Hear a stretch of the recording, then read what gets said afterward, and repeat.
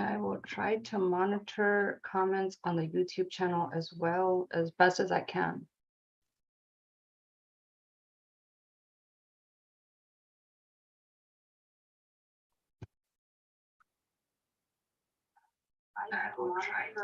There we go. I think we're live now. Okay.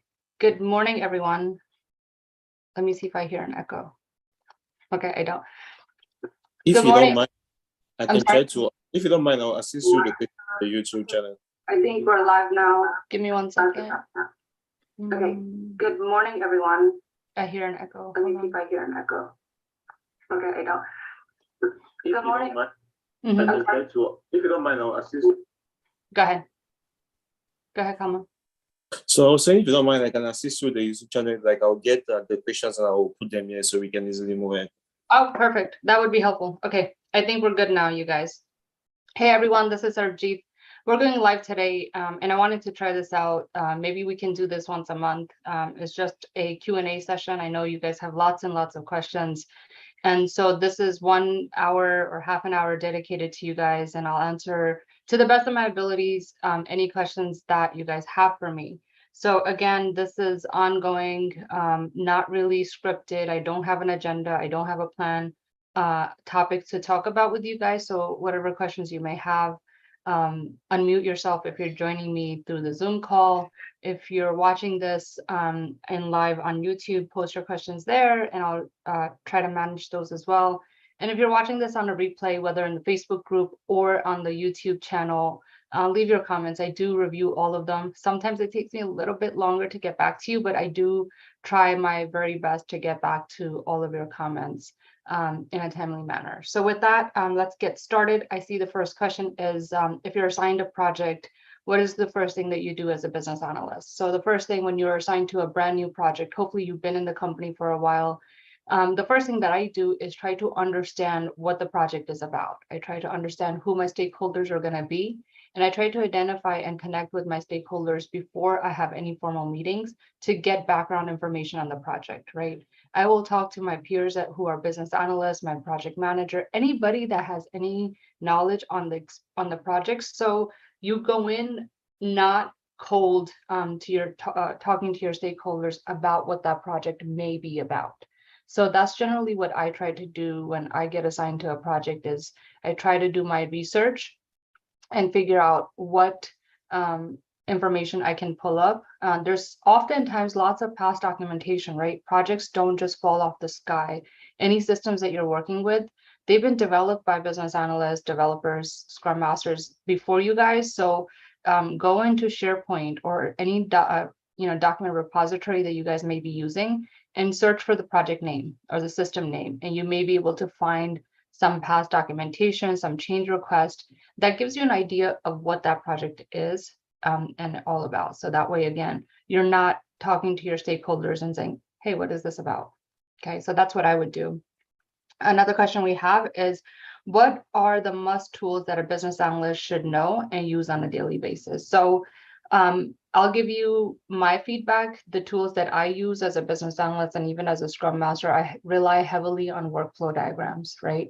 Any workflow diagramming tools you should have and use at your exposure, because the way that I think about workflow diagramming tools is it's a way for me to understand how systems need to work, right? So for example, if your stakeholders are saying, I want this thing to, be imported, and then, I want something to be done with this data.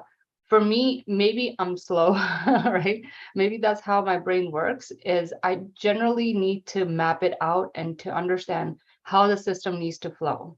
So one of the tools, Ruchi, that I rely heavily on, and I think that business analysts should get very familiar doing, is workflow diagramming tools, right?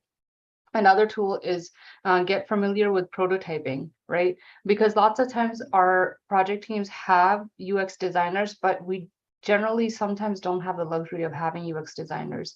And so if you have the ability to see and know how to use a prototyping tool, there's many out there. Balsamic is one of them. Draw.io also has a pretty good mock-up prototyping functionality. If you can use any of those tools to help you kind of create an idea of what your stakeholders are talking about. So where does prototyping come into play, and where is it helpful if your stakeholders are like, I want a dashboard that looks like this, or I want something that, you know, a screen that where we can input data, right? That's where you can use those prototyping tools and kind of mock up something really simple and get feedback from your stakeholders to identify all the fields that they may need.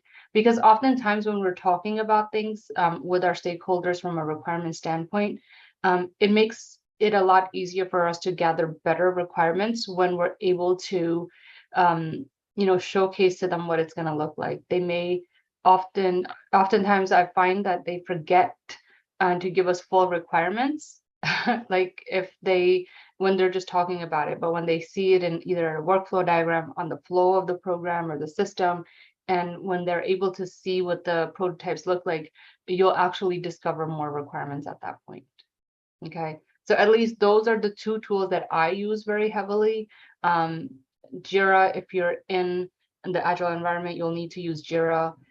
If you're in the waterfall environment, any project management tool you should be very familiar with, because your project manager may be you know, creating a project plan, and your tasks may be on a project plan. So you may need to you know, review the project plan, look at your dates that you have, and be able to report status on them. So any project management tool.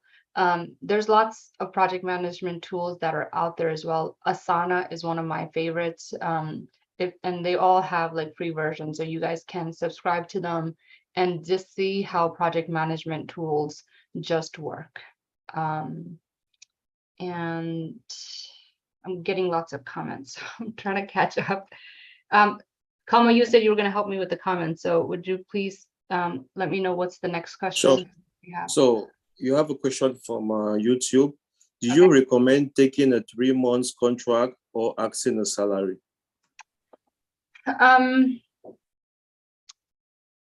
If they're giving you a salary, then I would go for a salary. The only so 3 months contract, sometimes they can be really risky, right? If you're joining as a full-time employee, companies will more than often try to work with you and try to prepare you if you are a full-time employee versus if you're a contractor.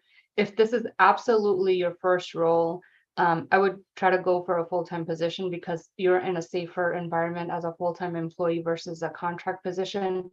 If you have lots of experience, and generally contracts will pay more than full-time employment. But again, as I said, if you're kind of new, I would opt in for a full-time employment versus contract. Contracts pay more, they're a lot more riskier. They can fire you without really having any cause to fire you. So it becomes, it depends on what your tolerance level is for risk. But if you're new, I would definitely opt out for full-time employment. So you have a question from Nadeep Singh. What tasks can I perform while developers are working on MVP and all requirements are covered from my side? Stakeholders not ready to discuss future roadmap as of now, so can't groom future stories ahead of time. This is apart from checking on them, running stand-up and providing weekly status for higher ups. So if it looks like you're in an agile environment, it looks like you cannot or don't have the opportunity to talk about or, you know, do backlog grooming. If you don't have an opportunity to do that, you definitely have to let your, you know, product owner and your team know what kind of a risk they're in, right? Because what'll happen is, if they're not ready to talk about any future user stories, once your developers are done with the MVP, then you will have a break in development, right? So if everybody's aware of that scenario, I'm supposed to be in a class with. I'm going to put everybody on mute except for Kalma. All right, so if you are in a situation where everybody understands that, and what should you be doing at this point, then I would try to help with testing, right? So as your developers are completing their user stories as they are getting, you may have a QA team members already in place. What I would try to do is also start testing, start to prep for UAT, because even when you're done with the MVP, you will need to, manage UAT. So if you don't have an opportunity to talk about future user stories at this point, because they want to finish the MVP and see how that goes, then I would start to test and then also start to prep for the UAT efforts. So a question from YouTube from Mohit Kumar. So he wants to know a tool for creating a project plan. Sure, there's many out there. Asana is one of my favorites, but there's many. Just Google, project management tools. Microsoft Project is the one that you will use at work. Microsoft Project also has an online version, but most companies don't use the online version. So I hate Microsoft Project. That's just like a standalone, because from my standpoint, project plans are outdated the minute that you update them, because projects are such a moving target, right? So I definitely, if you want to learn how to use them, go, just Google project management tools. There's many that are available online. I myself like the Asana tool, but you may need to purchase like a subscription to understand the full functionality. So what are the main components of a project plan? The main components of a project plan is to identify all the tasks that are needed, assign the people that need to complete those tasks, and identify dependencies. So that means if Sarabjit needs to do something before Navdeep can do something, then if I am delayed, then what Navdeep has to do, if it's a dependency, will also be delayed. So project management tools and project plans help us identify delays and dependencies that may exist on the project. Those tasks help us identify and plan ahead on activities that we may not be able to do just by not having a project plan. So definitely there's lots of tools out there. Google them, and most of them have free subscriptions that you can sign up for and try out. So a question from YouTube, Sam John. Are data modeling skills and technique a must-have? Not necessarily for a business analyst. You should definitely understand data, right? Because most of the times when you're gathering requirements, let's say for a screen, for a report or a dashboard, right? All those fields are data fields, right? So you should definitely have an intro to like how to create a data dictionary, right? And I have done a video on my YouTube channel on data dictionaries and such things like that. But do you need to do data modeling? No, that's generally what data analysts do. So it's not a skill set.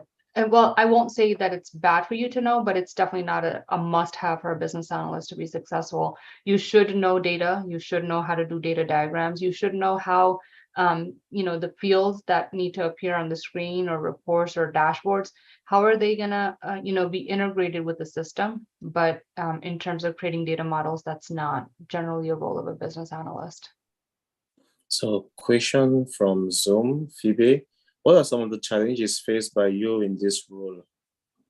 What are some of the what? I'm sorry? What are some of the challenges faced by you in this role?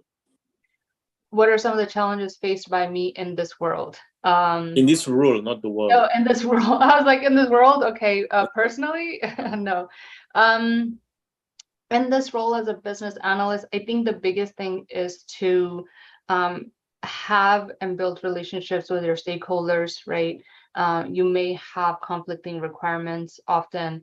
And those are some of the questions that are asked during interviews, right? Like, because it is so critical for you guys to understand what needs to be built, documented, and ask lots of questions, right? Don't just take what your stakeholders are telling you they want.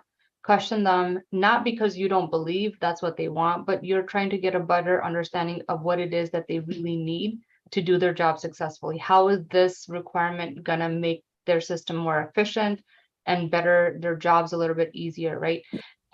So definitely dive into understanding, having a better understanding of what it is you're building for them and why and how it's gonna help them. Mohit Kumar from YouTube wants to know, how do you freelance as a business analyst? Just like you freelance any other opportunities, right? So you may be able to find, there's lots of websites like upwork.com. You may be able to find business analyst projects there, but it becomes a little bit difficult, you guys, to do some like freelancing. You could do consulting work, right? If you know consulting companies or agencies that are looking for part-time work, but generally as a role of a business analyst, your role is so involved at the company level, right? They can't just bring somebody on and say, hey, you, Kelma, can come help me on this project that I'm building part-time. These positions are full-time positions where it's, you're going to be interacting with stakeholders. You're going to be documenting. You're going to be troubleshooting. You're going to be helping your stakeholders with, UAT efforts and such. So it becomes hard to do freelancing for business analysts because these roles are so involved, but it's definitely doable. Go check out like Upwork and sites like those where you may be able to find opportunities. There probably won't be many. So if you do want to do some freelance, reach out to consulting companies and they may be able to help you get on projects, part-time basis, if that's what you're looking for. Question from YouTube, Buki. How easy is it for a BA to become a Scrum Master? How easy is it? It's so a business analyst is in the waterfall scenario, right? Scrum Master is in the agile environment. So how easy is it?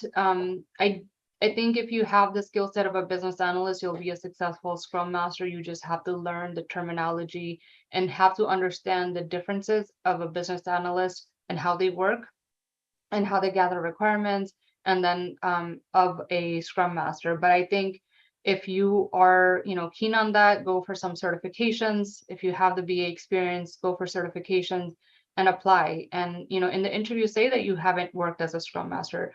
I've hired people that, have transitioned because the work, if you know how to work with stakeholders and gather requirements and document them, it's not that big of a transition, right? So as long as you have the core skills of a business analyst, it's not hard to transition into Scrum Master.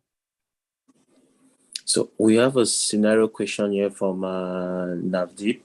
So what to do when the MVP launch is dependent on the developer completing the UI, but he keeps postponing and is not able to finish in time? I'm scared of giving the business a launch date, fearing we won't be able to deliver, and seeing some tax with running the project, I would be the one to be blamed. So this is where you definitely need to rely heavily on your dev lead. So I would have, if developers are keep pushing launch dates or keep missing deadlines, this is where you need to have a one-on-one conversation. And if you're a business analyst, Navdeep, this is where you talk to your PM and let your PM know, project manager or product owner, whoever you're reporting to, about these issues. Because if you don't, your developers unfortunately will keep missing those deadlines. Sometimes we all need pressure, right, of deadlines to do our jobs effectively. And this sounds like a scenario where you may need to involve your project manager, your product owner, and also the dev lead to make sure that everybody is working towards timelines. If we keep missing those timelines, you'll never be able to launch the MVP, and your customers or your stakeholders will get frustrated with you because you're not giving them a launch date. There's lots of money involved with MVPs, so you definitely need to do something about that. And oftentimes as a business analyst, you guys are responsible and have the ethical responsibility of reporting those issues up, right? Oftentimes you don't have the leverage or the skill set to solve those problems, but you do need to report them up. And that's the best you can do in that scenario. Okay, so a question from JC. Uh-huh. How are you as a business analyst able to derive what immediate needs the customer may have in terms of service or product if it's not clearly stated? That's the role of a business analyst, right? You're assigned to a project, right? You need to figure out what the requirements are for the project. And that's done through interviewing, that's done through, many different requirements elicitation techniques that are out there. So you have to determine, when you're assigned to a project, what is the goal and objective of that project, and how are you going to be able to capture those requirements from them, right? Oftentimes you may have many different stakeholders, right? Or many teams of stakeholders, but you have to, through elicitation techniques, right? You may be able to do surveys if you have like stakeholders all over the world, but definitely, your PM, your product owner may be able to help you understand the overall goal and objective of the project, but those key requirements, when you say, I think I saw your question, immediate needs, right? As a business analyst and Scrum Master, we're never working on projects where we're doing like hot fixes, right? It's not a defect type of a project that we're working on. So there's really no immediate needs. There are always goals and objectives, or defining the scope that we're trying to solve for these projects. And those are the things that you identify through requirements through your stakeholders.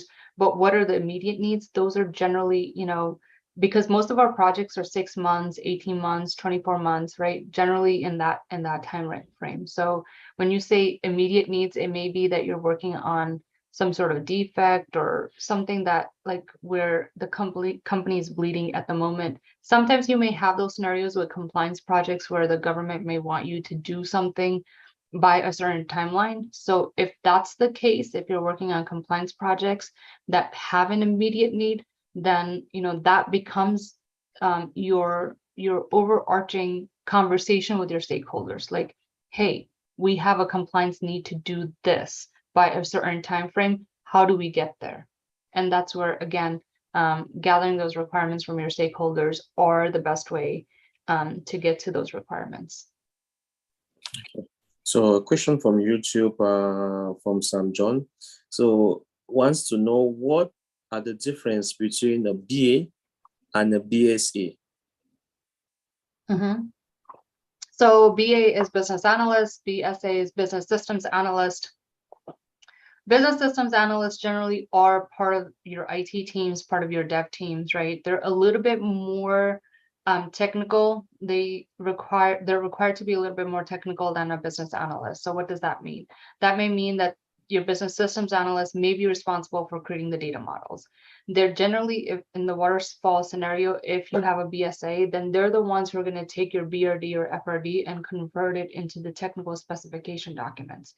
They will be the ones that, if you have to write like, SQL queries to run reports, they're the ones that are going to be a little bit more technically savvy to do that. So if you're going for a business systems analyst role, you definitely, not that you need to be able to do coding, but you're going to be the one that's a little bit more tech savvy than a business analyst.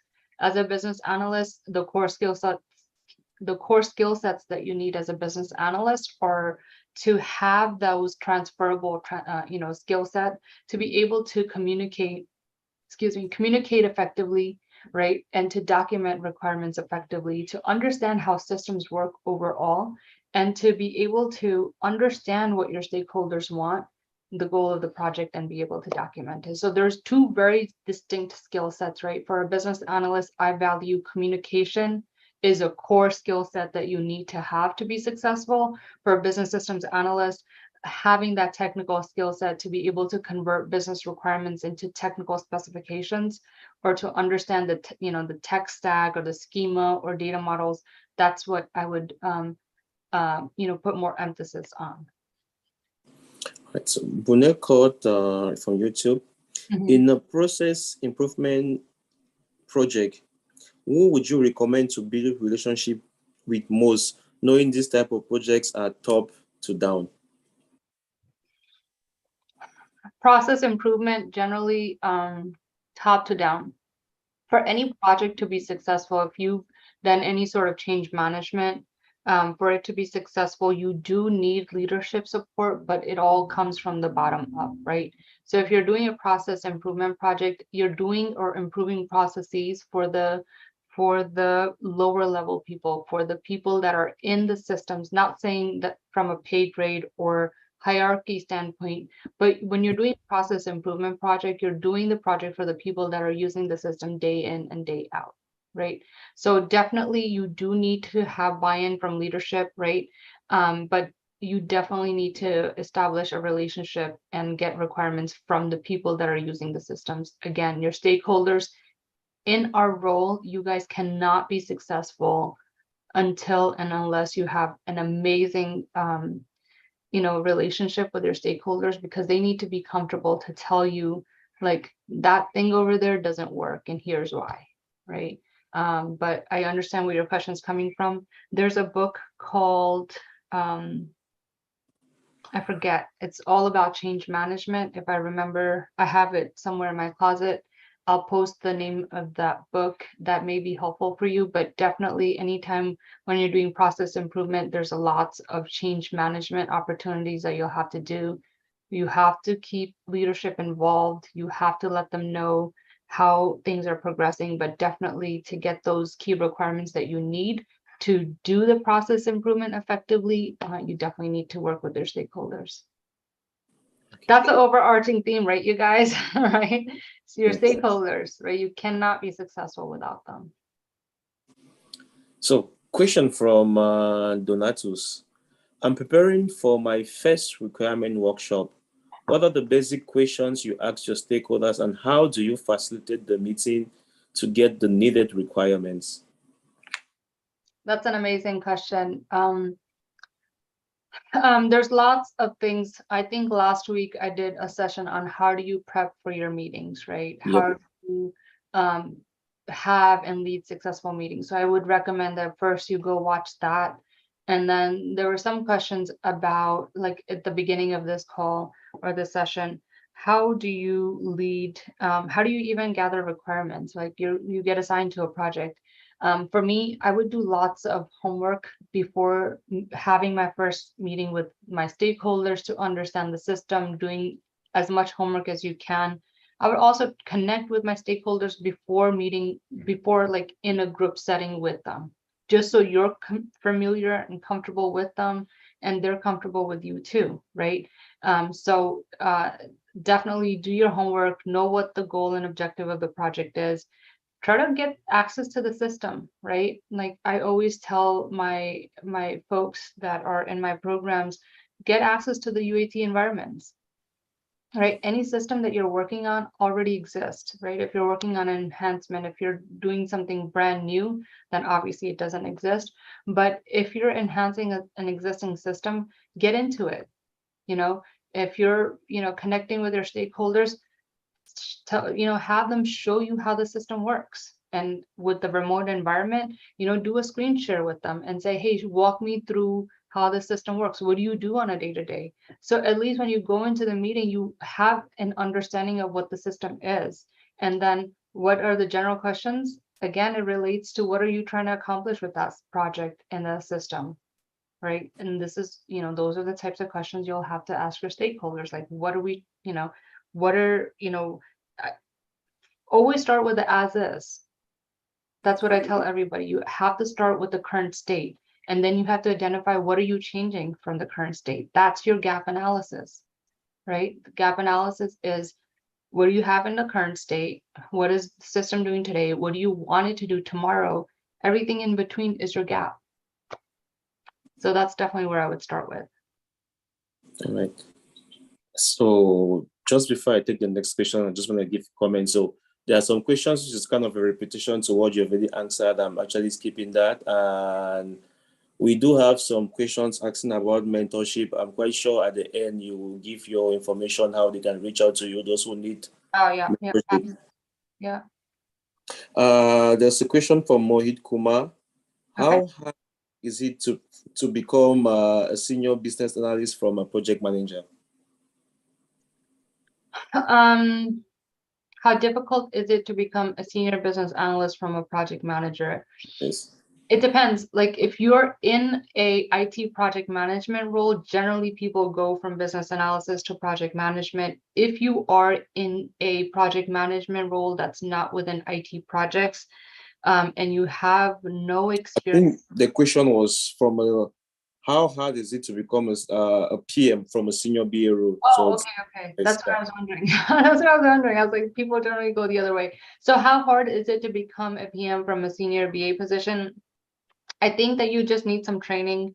If you have a mentor in place, have some training in place, then I don't think it's a hard transition to make. I've gone from being a business analyst, senior business analyst, project lead to a PM. So it's definitely doable. Is it hard? Again, anytime you start, do anything new, it's going to be a little bit hard, but I definitely don't think I definitely think it's doable. Okay. So, Kuma wants to know if a project is assigned, what is going to be the first step in that project? I think we've answered that question. Yeah. With Sam John. So if a product manager is not sharing information and works in solo, what do we need to do? If the project manager is working in solo, Yes. and you're the business analyst, then I would definitely connect with the PM and say, hey, like, I need, I'm here to support you. If this is a project that you want to work on solo, then are there other projects that could be assigned to? Because generally, you will be, as a business analyst, reporting to a PM. So if the PM is flying solo, it could be because you're new, right? It could be because the PM is trying to help you out. So I would definitely have a heart-to-heart conversation with the PM and say, here, I'm here to support you. Let me know what things I can take on to lessen, the burden that you have. Because they may be just doing everything for a while and they just, are just in the habit of doing it. So always give everybody the benefit of the doubt. But have a heart-to-heart conversation with them and say, I'm here to help and support you. What can I do to, lessen your workload? And if that doesn't work, then go back to them like sometime later and say, are there other projects I could be working on and helping you with? So I would definitely try that. All right. So there is a question, I think it's related to what you just answered. How do we handle a difficult stakeholder then? Again, Yeah. you guys have this question often for me. I'm not going to give you my work experience because I don't think that's fair. But this question is think about, I don't know who asked that question, but this question relates to life, right? Have you been in a situation where you got into, had a difference of opinion with a friend? How did you solve that? Did you have a difference of opinion with a spouse? How did you solve that? Did you have a difference of opinion with your children, right? So all of these questions, right, they're just trying to figure out, how do you handle conflict? How are you the type of person, if there is conflict, to kind of brush it under the rug? And you may be okay doing that in your personal life, but when we're talking about systems and defining requirements on how a system needs to work, we can't have difference of opinions, right? So in the work environment, if there is a conflict, what would you do to solve that conflict? And it's no different than you would in a personal life. If you get into a conflict with your spouse, what do? You sit down and you talk it through, right? Somebody has to compromise. It's either you or them or whatever the case may be. But this is, generally they're trying to figure out, are you the type of person that will resolve conflict head on? And it's definitely required in the work environment. All right, we have a question from Sin. What is the max annual salary for BA/senior BA/PM? Like, what's the max annual salary? So I will tell you, it depends on which country you're in. I've heard that Australia, you guys make like crazy amounts of salary, right? In Canada, I think is very similar to the US. You guys are way above us. I'm sorry? US, you guys are way above like the max in Canada. Oh, okay. Well, I'll base my answers and like with the US salary. So what I've seen is starting salary for BAs is 80, right? Senior BAs could make up to 110, 120K a year. PMs can make up to 150 a year. But if you go into consulting, you guys, which is what I have most experience in, your salaries are way higher, right? For PMs, you could be making 110, 120 an hour, 30, 130, 150 an hour. So that's, there's just different ways. There's so much money in business analysis and project management that sometimes me being a product, I say this, like I just never knew how much money was in this field until I started to get into consulting work, and there's a lot. So what I would recommend to people that are getting into this field, build your experience, right? If you're going for a full-time position and, that's what it's being offered to you at 80,000, take it, because what you're doing is you're building your experience, you're building your resume that would allow you to go onto higher and higher salaries, higher and higher positions. So definitely don't shy away from full-time employment where the annual salary may not sound as amazing as 110,000 or 120,000 a year. Definitely just go for it, build your experience, and then you can build from there. Follow-up question from Sin, Sin wants to know, what is consulting? Consulting is when a good example of consulting. So as a full-time employee, for example, let's say MetLife is a company that you're interviewing for, right? Most of the time they will hire you on as a full-time employee, which means you work for MetLife. Consulting is when you work for a third-party company, but you may work on a project for MetLife, but you're not an employee of MetLife, right? You will work for a consulting company like Accenture, maybe. You may work for smaller consulting companies that may, contract you out to MetLife to maybe work on the same project. And the reason why they pay consultants higher is because the skill set and the caliber for consultants is a little bit higher that they're expecting. It's not generally the truth, you guys, but they're expecting that when they're having consultants come in, that the caliber and the experience is a little bit higher than their full-time employees, so that they may be able to manage, engage, and lead the project a little bit more effectively. It's not to say that they don't trust their full-time employees, but it's just a notion that consulting work, you're hired as a consultant because you have a lot more experience and caliber under your belt. So, and again, that necessarily isn't the truth, but that's what's expected of you as a consultant. I hope that made sense. All right, are we done with all the, was this helpful, you guys? I don't know, this is the first time I'm trying this out. If this is helpful, we can do this once a month. But I just want to make sure that this is useful for you guys. So there is a last question coming in, but I'm quite sure we might have covered it before. So Sam John wants to know how to elicit future enhancements for a product. How do you see future enhancements? You may be able to look at the defects that you've had for the product or the project. That may be one way. All defects that are identified are not fixed, right? That may be shocking to some of you guys, but there are defects that we just kind of don't have the capacity to work on right now, or don't want to, they're not impacting the business to be able to work on them. So if you're looking for future requirements for a system or a product, I would look at what open defects there are, right? That may be one starting point. And again, if you have the budget and have the go-ahead to work on future enhancements of that product, the overarching theme is to talk to your stakeholders, right? They're the users of the system, and they're best able to tell you what they want changed in the system. So that's definitely what I would do. Okay. I think the final question is more. So Bola Sani, she says she needs a mentor and she wants to know if you could assist her in transiting smoothly into a BA role. And also someone asked about if you have a one-on-one coaching. So maybe you can share to them if you have something. Yeah, absolutely. So I don't do any one-on-one mentoring or coaching. I have group programs. I do provide training and help people transition into the business analyst and Scrum Master roles, right?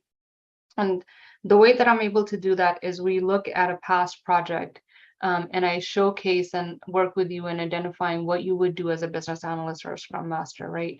So you would do, weekly assignments on all the things that business analysts need to do in their day-to-day, and that's how I'm able to give you the skill set and the experience that you need to be successful in your interviews. So I have that program available. And then for somebody that's, working as a business analyst and you need the support, I also have a BA mastermind where I help you make sure that you're successful in your role. So both of those sessions, those programs are available. if you're watching this, on YouTube or Facebook, connect with me, send me a private message, and we can definitely, I can definitely help you out. So that's the way to connect with me. Just to add to that, please don't be shy. Like, she is one of the most down-to-earth person I know. So if you send her message, trust me, she's gonna reply you. Well, thank you, Sarabjit. I think there are really no more questions. So we've got questions. Thank you. And thank you for helping me with the comments, Kalma. This, I definitely needed it. There was lots of questions. I'm glad to do this. If this is helpful, we'll do this maybe once a month, and then we'll see how this goes. Thank you again, Kalma, for helping out. It was good to see some of my folks that I worked with in the past. It's always a pleasure to help you guys out. Thank you so much for joining.